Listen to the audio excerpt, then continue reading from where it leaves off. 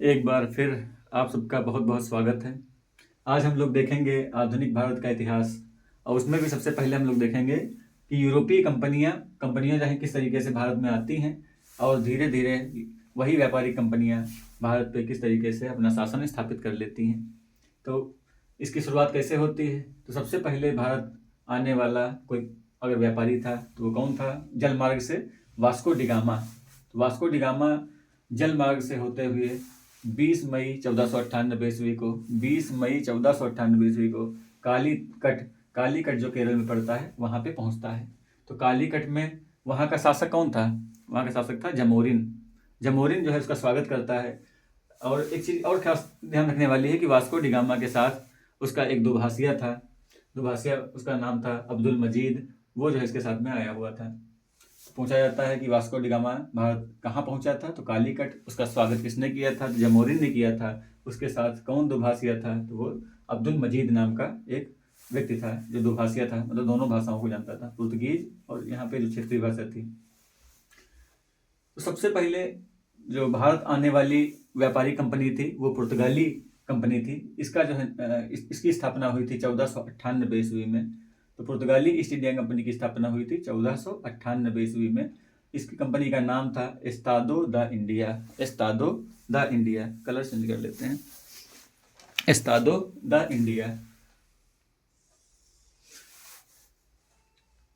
तो पुर्तगाली east India company जो थी इसका जो है नाम था एस्तादो द इंडिया।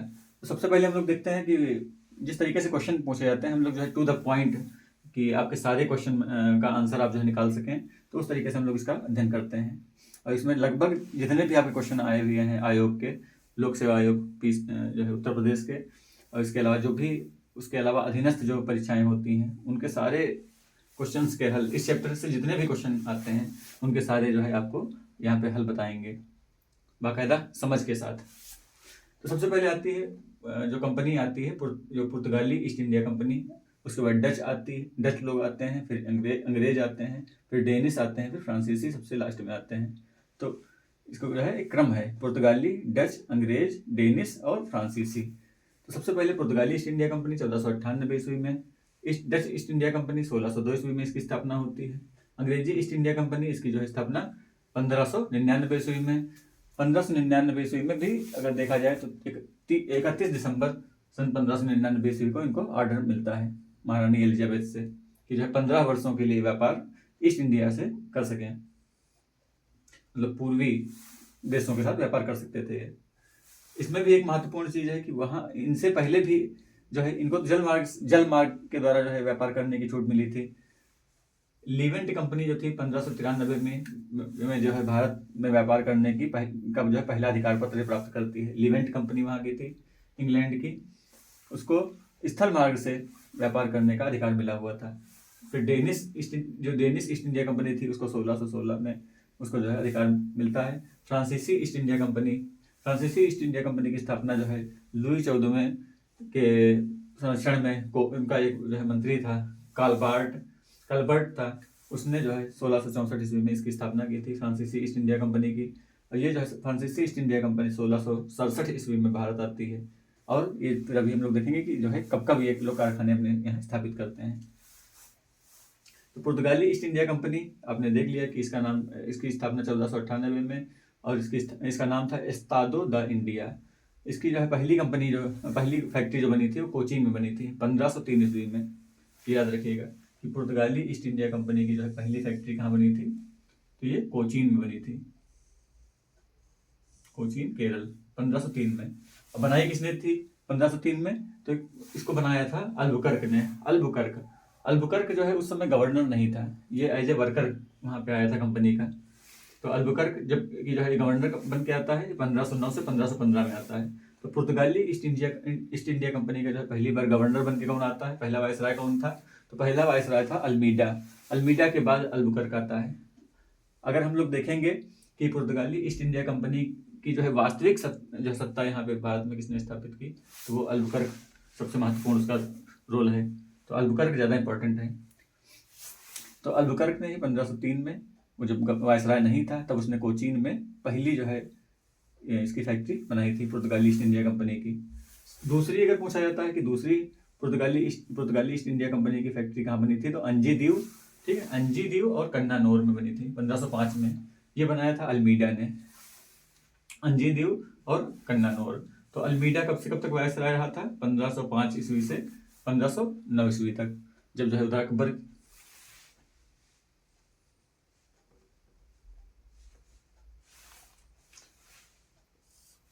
1505 से 1509। अभी जो है यहाँ मुगल सत्ता स्थापित नहीं हुई है। प्रथम वायसराय कौन था? अल्मीडा। अल्मीडा जो है फ्रांसिस्को द अल्मीडा इसका पूरा नाम है, 1505 से 1509। इसी ने जो है पहली बार ब्लू वाटर पॉलिसी की जो है नीति लाई थी। अल्मीडा ने ही ब्लू वाटर पॉलिसी की नीति यहाँ पे भारत में स्थापित की थी। तो पूछा जाता है कि ब्लू वाटर पॉलिसी लागू करने वाला कौन था? तो फ्रांसिस्को द अल्मीडा। इसके बाद जो है अल्मीडा के बाद वायसराय बनता है 1509 से 1515 तक। ये बनता है अल्बुकर्क। अल्बुकर्क सबसे इंपॉर्टेंट है। अल्बुकर्क ने ही फ्रांसीसी ईस्ट इंडिया कंपनी की सत्ता महत्वपूर्ण रूप से यहाँ पे स्थापित की। इसने जो है गोवा 1510 ईस्वी में कब्जा कर लिया था। गोवा को 1510 ईस्वी में कब्जा कर लिया था बीजापुर के जो है यूसुफ आदिल शाह से, जो आदिल शाही वहाँ पे शासक था। गोवा के बारे में और भी महत्वपूर्ण चीज़ है कि गोवा जो है, गोवा आपका पुर्तगालियों के ही हाथ में रहा शुरुआत से अंत तक। इसके बाद हम लोग देखेंगे एक स्थान है पुदुचेरी। पुदुचेरी जो है, पुदुचेरी पे पूछा एक क्वेश्चन बनता है कि पुदुचेरी पे जो है किसने किसने शासन किया। तो पुदुचेरी पे डेनिस ने शासन किया, डचों ने शासन किया, फ्रांसीसियों ने 1673 ईस्वी में इस पे जो है अधिकार कर लिया था, अंग्रेजों ने 1793 में इस पे अधिकार कर लिया था। फिर जो है फ्रांसीसियों को ये दे दिया गया था पेरिस की संधि के द्वारा 1814 ईस्वी में। 1814 में फिर से फ्रांसीसियों को दे दिया गया था। तो पुदुचेरी पे अंतिम रूप से किसका शासन था? फ्रांसीसियों का। फिर देखेंगे हम लोग जो है डच ईस्ट इंडिया कंपनी, दूसरी कंपनी है ये। भारत आने वाले दूसरे थे डच। 1602 ईस्वी में इसकी स्थापना हुई थी डच ईस्ट इंडिया कंपनी की। इन्होंने सबसे पहला अपनी जो फैक्ट्री बनाई थी वो चिंसुरा में बनाई थी। चिंसुरा ये जो है चिंसुरा जो है बंगाल में थी। बंगाल के चिंसुरा में इन्होंने गुस्तावस फोर्ट की स्थापना की थी। इसके अलावा क्वेश्चन पूछा जाता है कि जो है डच ईस्ट इंडिया कंपनी ने कहाँ कहाँ अपने जो है फैक्ट्रियों की स्थापना की थी। फैक्ट्री से एक जो है आपको मतलब लगता होगा कि मशीनी वाला कारखाना, मगर जो है ये कारखाना ना होकर के केवल जो है भारत के आंतरिक भागों से कच्चा माल जो है यहाँ पे इकट्ठा करते थे और वहाँ से जो है अपने ब्रिटेन जो है भेजते थे। तो फोर्ट बनाते थे, केवल जो है दीवारें होती थी, मतलब as a warehouse type का गोदाम।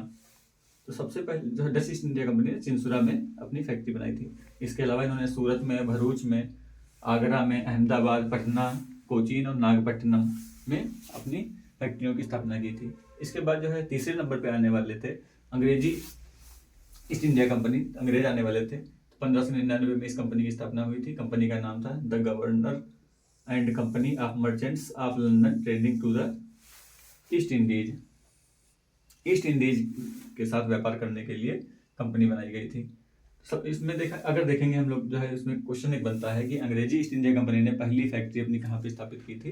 तो इसमें भी सबसे पहली जो फैक्ट्री अगर देखा जाएगा तो सूरत में स्थायी फैक्ट्री इन्होंने बनाई थी 1613 ईस्वी में। इस समय मुगल बादशाह कौन था? इसमें मुगल बादशाह बताइए आप लोग कौन था? जहांगीर था। 1605 से 1627 ईस्वी तक। 1605 में अकबर की मृत्यु होती है और 1627 में जहांगीर की मृत्यु हो जाती है और शाहजहां उनकी जगह पे शासक बनते हैं। तो देखेंगे हम लोग जो है कि फैक्ट्री जो बनी सूरत में, पहली अंग्रेजों की पहली फैक्ट्री सूरत में बनी, कैसे बनी। तो 1608 ईस्वी में कैप्टन हाकिंस जो है ने प्रयास किया और वो सूरत आए और वहाँ से जो है ये मुगल दरबार गए, मगर जो है इनका प्रयास असफल रहा।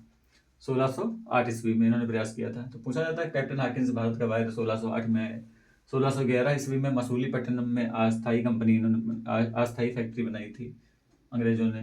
फिर 1613 ईस्वी में जो है सूरत में जो है स्थायी फैक्ट्री बनी। इसके अलावा जो है क्षेत्रीय जो फैक्ट्रियाँ या सहायक फैक्ट्रियाँ जो है सूरत में मेन हो गई। सहायक जो है फैक्ट्रियाँ कहाँ कहाँ बनी थी तो ये भी पूछ लिया जाता है। तो अहमदाबाद में थी, बुरहानपुर मध्य प्रदेश में थी, अजमेर और आगरा में थी। सूरत में भी जो है फैक्ट्री बनाना इतना आसान नहीं था, क्योंकि सूरत में भी जो है पुर्तगालियों का पहले से कब्जा था वहाँ के जो है पोर्ट्स पे। जो बंदरगाह थे, तो वहाँ पे कैप्टन मिडल्टन का बहुत अहम रोल है, और थॉमस बेस्ट को खास कर याद रखिएगा। कैप्टन मिडल्टन जो है पैदल रास्ते से, जो पैदल रास्ता क्या जो है उस समय जो घुड़सवारी के जरिए से वो जो है पहुँचते हैं स्वाली, एक जगह है, ठीक है, स्वाली एक जगह थी, स्वाली पे पहुँचते हैं, और उधर से थॉमस बेस्ट अपनी जो है सेना लेके जो है पुर्तगालियों को एक युद्ध में हरा देता है। और वहीं से जो है जब स्वाली के युद्ध में पुर्तगाली हार जाते हैं, तो सूरत पे जो है अंग्रेज़ों का अधिकार हो जाता है, और उधर से जो है कैप्टन मिडल्टन जो है वो मुगल दरबार से अपना जो है व्यापार करने का अधिकार प्राप्त कर लेते हैं सूरत में। तो इस तरीके से सूरत की लड़ाई, सूरत की जो है, सूरत में फैक्ट्री की स्थापना होती है स्वाली के युद्ध से। तो सा से स्वाली, सा से सूरत, ये ध्यान रखिएगा। तो स्वाली का युद्ध जो है बहुत इंपॉर्टेंट है। इसके अलावा जो है सूरत तो याद ही रखना है आपको, किसी भी सूरत में नहीं भूलना है, ये पूछा जाता है। फिर देखते हैं हम लोग जो है बम्बई, जो वर्तमान मुंबई है, ये जो है किस तरीके से अंग्रेजी ईस्ट इंडिया कंपनी को मिलता है। तो बम्बई तो बड़ी आसानी से मिल गया था, केवल 10 पाउंड वार्षिक किराए पे। कैसे? इसका इतिहास क्या है बम्बई का? तो बम्बई न मिलता अगर चार्ल्स द्वितीय जो है, जो ब्रिटेन के थे, चार्ल्स द्वितीय वहाँ के राजकुमार, और कैथरीन जो राजकुमारी थी पुर्तगीज की, मतलब पुर्तगाल की जो राजकुमारी थी कैथरीन, और ब्रिटेन के राजकुमार थे चार्ल्स द्वितीय, इनकी शादी होती है 1661 ईस्वी में। 1661 ईस्वी में वैवाहिक संबंध बनते हैं ब्रिटेन के और पुर्तगालियों के। फिर उसके बाद जो है ईस्ट इंडिया कंपनी जो है 1668 ईस्वी में 10 पाउंड के वार्षिक किराए पे मुंबई को ले लेती है। इसके बाद हम लोग देखते हैं डेनिश ईस्ट इंडिया कंपनी। इसकी स्थापना हुई 1616 में, और ये जो है आने वाले चौथे थे भारत में। तो इनका क्रम से आते हैं। सबसे पहले पुर्तगाली, फिर डच, अंग्रेज, फिर डेन या डेनिस। ये जो है 1616 ईस्वी में कंपनी की स्थापना होती है इनकी। ये जो है श्री रामपुर, मतलब ये भी बंगाल में ही है, श्री रामपुर में जो है पहली अपनी फैक्ट्री बनाते हैं। तो ये श्री रामपुर, ध्यान रखिएगा, इसको ना भूलिएगा। और ट्रांके बार, तो सबसे पहला जो है पूछा जाता है कि पहला जो है पहली फैक्ट्री इनकी कहाँ बनी थी, तो डेनिस की श्री रामपुर में बनी थी। इसी तरीके से फ्रांसीसी ईस्ट इंडिया कंपनी की स्थापना 1664 में हुई थी, जो भी हमने बताया कि लुई 14वां जो था वहाँ का राजा, उसका मंत्री कॉलबार्ट था, उसने जो है स्थापना इसकी की थी फ्रांसीसी ईस्ट इंडिया कंपनी की।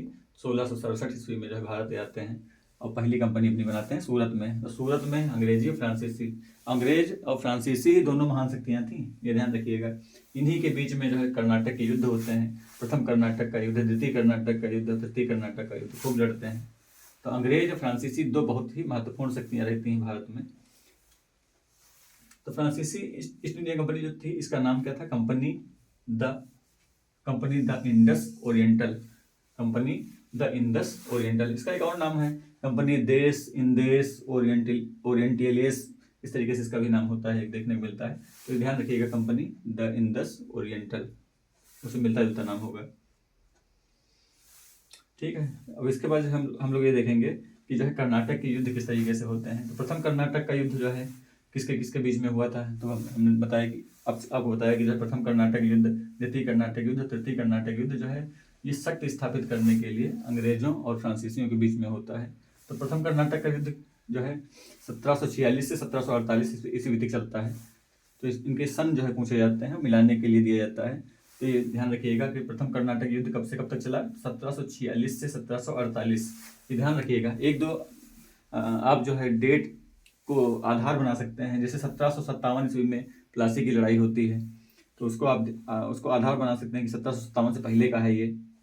तो इस तरीके से मतलब एक आप बेस बनाएंगे कुछ फैक्ट्स को। तो प्रथम कर्नाटक का युद्ध 1746 से 1748। द्वितीय कर्नाटक का युद्ध देखिए 48 में खत्म हुआ है, 48 में ही एक्स-ला-शापेल की संधि के द्वारा ये खत्म होगा। फिर तुरंत जो है 1 साल बाद द्वितीय कर्नाटक युद्ध चालू हो जाएगा। तो इसको केवल 2 साल चलता है, ये भी ध्यान रखना है। प्रथम कर्नाटक युद्ध 1746 से 1748, द्वितीय कर्नाटक का युद्ध 1749 से 54, ठीक है, 5 साल चलता है, लगभग 49 से 50 फिर जो है 54, ये रहता है अनिर्णीत। फिर तृतीय कर्नाटक का युद्ध 58 से 63, जो सप्तवर्षीय युद्ध था, इसके बारे में आप जानते होंगे। तो मेन यहाँ पे हमको देखना है कि जिस तरीके से क्वेश्चन आते हैं प्रीलिम्स में, वो आपका ना रुके। तो यहाँ पे जो है कर्नाटक के युद्ध का जो है 22 सन आपको याद होना चाहिए, और किस किस जो है संधि के द्वारा ये खत्म हुए थे। तो प्रथम कर्नाटक युद्ध आपको याद करना है 1746 से 48 एक्स-ला-सैपल की संधि के द्वारा इसको समाप्त किया गया था। द्वितीय कर्नाटक का युद्ध 1749 से 54 ये अनिर्णायक रहा था, और पुदुचेरी की संधि जो थी, देखिए 1749 से 54 तक चलता है ये, और पुदुचेरी की संधि जो हुई थी 1755 में, उसके द्वारा ये खत्म हुआ था। तृतीय कर्नाटक का युद्ध 1758 से 63 ये पेरिस की संधि जो यूरोप में हुई थी सप्तवर्षीय युद्ध के बाद, उसके द्वारा समाप्त हुआ था। तो प्रथम कर्नाटक का युद्ध जो है एक्स-ला-सैपल की संधि, ये जो है ऑस्ट्रिया का उत्तराधिकार का युद्ध जो था उसके कारण ही प्रारंभ हुआ था। अब भारत में क्यों प्रारंभ हुआ था? भारत में प्रारंभ हुआ था कि जो है अंग्रेज का एक कैप्टन था बर्नेट जो है कुछ जो है फ्रांसीसियों के जहाज को कब्जे में ले लिया था। तो यहाँ तत्कालिक कारण था कि जो है बर्नेट ने, ऐसे ना देखिएगा, बर्नेट ने जो है आग लगाई, उसने फ्रांसीसी जहाज़ों को कब्जे में कर लिया था। इस चक्कर में जो है प्रथम कर्नाटक युद्ध भारत में तो जो है इसी कारण से हुआ था। और वहाँ पे जो है ऑस्ट्रेलिया का उत्तराधिकार युद्ध था, वहाँ पे चल ही रहा था। वहाँ की सरकारों को ये नहीं पता था कि यहाँ पे युद्ध चालू हो गया है। तो प्रथम कर्नाटक का युद्ध एक्स-ला-सैपल, ऐसे याद करना है आपको। प्रथम कर्नाटक युद्ध एक्स-ला-सैपल की संधि के द्वारा खत्म हुआ 1746 से 48 में ही एक्स-ला-सैपल की संधि होती है। द्वितीय कर्नाटक युद्ध 1749 से 54 हुआ, अनिर्णायक रहा, और पुदुचेरी की संधि के द्वारा समाप्त हुआ। तृतीय कर्नाटक का युद्ध पेरिस की संधि के द्वारा समाप्त हुआ। अब सप्तवर्षीय युद्ध जो चल रहा था वहाँ पे यूरोप में, तो सप्तवर्षीय युद्ध जैसे समाप्त होता है वैसे ये भी समाप्त हो जाता है अपने आप। 1758 से 63, ये याद रखना है डेट आपको। फिर इसके बाद हम लोग देखेंगे, ये तो आप देख ही चुके हैं, सूरत किस तरीके से बना, सूरत जो है किस तरीके से फैक्ट्री बनी पहली बार, मुंबई जो है किस तरीके से प्राप्त होता है पुर्तगालियों से, चार्ल्स द्वितीय की शादी होती है कैथरीन से, और 1668 में इनको जो है मिल जाता है 10 पाउंड वार्षिक किराए पे। इस तरीके से एक क्वेश्चन और आता है, कई बार पूछता है कि प्रयागराज का किला जो है अंग्रेजों ने कब्जा कर लिया था। प्रयागराज का किला अंग्रेजों ने कब्जा कर लिया था 1797 में। वही 2 साल पहले टीपू सुल्तान की मृत्यु से 1799 में जो चतुर्थ आंग्ल मैसूर युद्ध हुआ था, उससे 2 साल पहले ही प्रयागराज के किले पर कब्जा हो जाता है। उस समय जो है सआदत अली था अवध का नवाब, उसी से जो है कब्जे में ले लिया था अंग्रेजों ने। सर जॉन चाइल्ड का नाम क्यों आता है बार बार? सर जॉन चाइल्ड जो है 1688 ईस्वी में कुछ जो जहाज होते हैं 1688 के समय जो है कौन मुगल बादशाह होता है ये बताइए? 1688 में औरंगजेब आलमगीर। तो औरंगजेब आलमगीर जो है सर जॉन चाइल्ड को यहाँ से देश निकाला दे देते हैं। तो इसीलिए इनका जो है क्वेश्चन कई बार बनता है कि देश निकाला क्यों दे देते हैं? क्योंकि इन्होंने क्या किया था, इन्होंने चाइल्ड वाली जो है हरकत की थी, बच्चों वाली। कुछ हज यात्री जा रहे थे यहाँ से, उनके जो है जहाज़ों को रोक लिया था इन्होंने। तो इनको जो है पनिशमेंट ये मिला था कि जो है आप देश निकाला जो है आपको दे दिया जाए। फिर इन्होंने क्या किया, माफ़ी मांगी थी, इनको माफ़ कर दिया गया था। अपने भारतीयों का दिल तो वैसे ही काफ़ी महान होता है। गोवा जो है, गोवा ध्यान रखिएगा, गोवा जो है पुर्तगीजों के ही अंडर में रहा 1498 से 1961 तक। तो कौन ऐसी जो है शक्ति जो है पूछा जाता है क्वेश्चन जो है, कौन ऐसी शक्ति है जो सबसे प्रारंभ में आई सबसे अंत में गई भारत से? तो सबसे प्रारंभ में आई 1498 में और गई 1961 में भारत से। गोवा को सबसे लास्ट में आज़ाद किया। एक और क्वेश्चन बनता है इसमें, सद्रास जो है किसके कब्जे में था? सद्रास जो है डचों के कब्जे में था। डच जो है आने वाले दूसरे थे, तो मद्रास नहीं है, ये सद्रास है, ये मैच करने के लिए देता है। सद्रास किसके कब्जे में था? डचों के कब्जे में था। हाँ, ये 3 कर्नाटक युद्ध होते हैं। तो इसके इतर फ्रांसीसी ईस्ट इंडिया कंपनी ने जो है आयरकूट से लड़ने के लिए काउंट डी लाली को वहाँ से भेजा, और काउंट डी लाली को जो है यहाँ पे आयरकूट ने जो है कूट के लाल कर दिया। तो वांडीवास का युद्ध को इस तरीके से याद रखना है, वांडीवास का युद्ध, यहाँ से वास हो जाते हैं, मतलब सफाई हो जाती है पूरी तरीके से फ्रांसीसी शक्ति की सफाई कहाँ पे होती है? 1760 में वांडीवास के युद्ध के द्वारा, जिसमें आयरकूट जो है, जो अंग्रेजों की तरफ से लड़ रहा था, और इधर जो है काउंट डी लाली जो वायसराय थे फ्रांसीसियों के, तो इनकी हार हो जाती है काउंट डी लाली की। तो पूछा जाता है कि वहाँ अंडीवास का युद्ध जो किसके किसके बीच में लड़ा गया, तो आयरकूट और काउंट डी लाली के बीच में, या अंग्रेज और फ्रांसीसियों के बीच में ये युद्ध हुआ था। पुर्तगीज यात्रियों के बारे में पूछा जाता है, पुर्तगीज यात्री कौन कौन आए थे, तो बारबोसा आया था, डोमिंगो पायस आया था, और फर्नाओ मुनीज आया था। एक ये कथन कई बार पूछा जाता है कि वो ये किसने कहा था कि कंपनी एक असंगति है, कंपनी एक असंगति है, परंतु यह उस व्यवस्था का भाग है जहाँ सब कुछ ही असंगत है। तो ये टीबी मैकाले, जो मैकाले साहब थे जिन्होंने आईपीसी की नींव रखी थी और भी तमाम अच्छे अच्छे काम किए थे, वही मैकाले साहब ने कहा था कि कंपनी एक असंगति है, परंतु यह उस व्यवस्था का जो है भाग है जहाँ सब कुछ ही असंगत है। इसके अलावा कुछ चीज़ें और आप देख लीजिए कि जो है खोज से संबंधित। तो अमेरिका की खोज किसने की थी, ये कोलंबस ने की थी। अमेरिका की खोज कोलंबस ने की थी। कहाँ का निवासी था, इटली का निवासी था। और इसको पैसा किसने दिया था, स्पेन के द्वारा दिया गया था। अमेरिका को पैसा, अमेरिका की खोज के लिए पैसा अमेरिका की खोज तो बाई चांस हो गई थी। कोलंबस आया था खोजने के लिए भारत, पहुंच गया अमेरिका। तो कोलंबस कहाँ का निवासी था, इटली, और इसको वित्त पोषण किसने दिया था, स्पेन के द्वारा मिला था। ऑस्ट्रेलिया की खोज किसने की थी, कैप्टन कुक ने की थी। कैप्टन कुक ये ब्रिटिश नागरिक था। तस्मानिया की खोज किसने की थी, तस्मानिया की खोज तो है, तस्मानिया की खोज की थी तस्मान ने, ये हॉलैंड के निवासी थे। हॉलैंड जो वर्तमान में नीदरलैंड जिसको कहा जाता है। तस्मानिया जो है, तस्मानिया को एक अन्य नाम से भी जाना जाता है, वान डीमंस लैंड। ये ऑस्ट्रेलिया के नीचे जो है एक द्वीप है, वान डीमंस लैंड। न्यूजीलैंड की भी खोज जो है तस्मान ने ही की थी, तो ध्यान रखिएगा, तस्मानिया और न्यूजीलैंड। तस्मानिया का दूसरा नाम क्या है, वान डीमंस लैंड। पीटर मुंडी जो है कहाँ के यात्री थे, पीटर मुंडी जो ब्रिटिश यात्री थे, ये लेखक भी थे, व्यापारी भी थे। तो ये पीटर मुंडी ये ब्रिटिश यात्री थे। इसके अलावा कुछ बचा, लगभग सारी चीज़ें हम लोगों ने कवर कर ली हैं। आप अब इस चैप्टर से यूरोप, आप अपनी जो है जो भी टेक्स्ट बुक जो आप पढ़ते हैं उसमें आप ये अध्याय देखिएगा, यूरोपीय कंपनियों का आगमन, और इसको जो है आप स्क्रीनशॉट ले लीजिए और उसमें देखिए कि सारे क्वेश्चन आपके बन रहे हैं कि नहीं, इससे फिर मुझे बताइएगा। धन्यवाद।